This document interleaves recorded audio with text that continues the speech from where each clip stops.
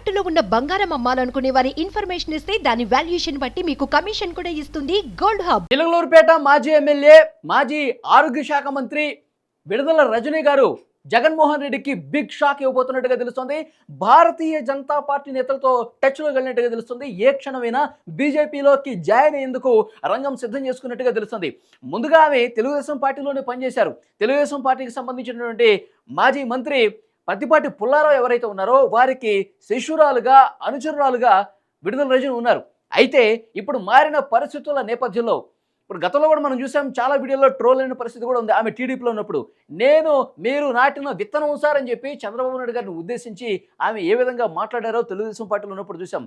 So ఆ తర్వాత తెలుగుదేశం పార్టీలో ఆమెకి టికెట్ రాకపోవడంతో వైసీపీలోకి వెళ్ళారు. వైసీపీలోకి వెళ్ళి చిలకలూరుపేట టికెట్ తెచ్చుకుని ఆమె పోటీ చేసి ఎమ్మెల్యే అయ్యారు.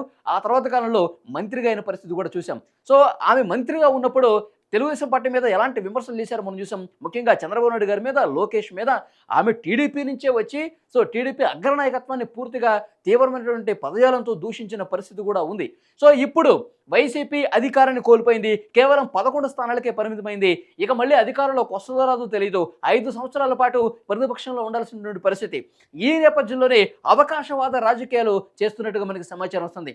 ఇక వైసీపీలో ఉండలేక గతంలో టీడీపీలో పనిచేశారు కాబట్టి టీడీపీలో ఉన్నటువంటి నాయకులతో తన గురువుగా ఉన్నటువంటి పత్తిపాటి పుల్లారావు ఎవరైతే ఉన్నారో వారితో కలిసి పనిచేయాలని ఒక ఆలోచన ఉన్నప్పుడు కూడా గతంలో చేసిన విమర్శల నేపథ్యంలో టీడీపీ డోర్లు పూర్తిగా మూసుకుపోయిన పరిస్థితి కనిపిస్తుంది.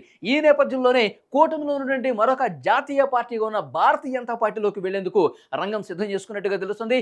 ఏ క్షణమైనా విడుదల రజని భారతీయ జనతా పార్టీ తీర్థం పుచ్చుకునే అవకాశం చాలా స్పష్టంగా కనిపిస్తుంది. మనకు లేటెస్ట్గా అందుతున్న ఇన్ఫర్మేషన్ ప్రకారం తెలుగుదేశం పార్టీతో కూడా టచ్లోకి వెళ్ళారు. ఎందుకంటే గతంలో టీడీపీలో పనిచేశారు కాబట్టి. కానీ తెలుగుదేశం పార్టీకి సంబంధించిన ప్రతి ఒక్క నాయకులు కూడా తీవ్రంగా వ్యతిరేకించిన పరిస్థితి ఉంది. ఈ నేపథ్యంలోనే బీజేపీతో టచ్లోకి వెళ్ళారు. మరి బీజేపీ నాయకులు కొంతమందితో మాట్లాడారు. కొంత సానుకూలంగా అట్నుంచి సమాధానం వచ్చినట్టుగా తెలుస్తుంది. మరి నిజంగా పూర్తిగా Bharatiya Janata party doors open చేస్తే కనుక ఏ క్షణమైనా బీజేపీతో వెళ్లేందుకు ఆమె సిద్ధంగా ఉన్నట్టు మనకు సమాచారం వస్తోంది.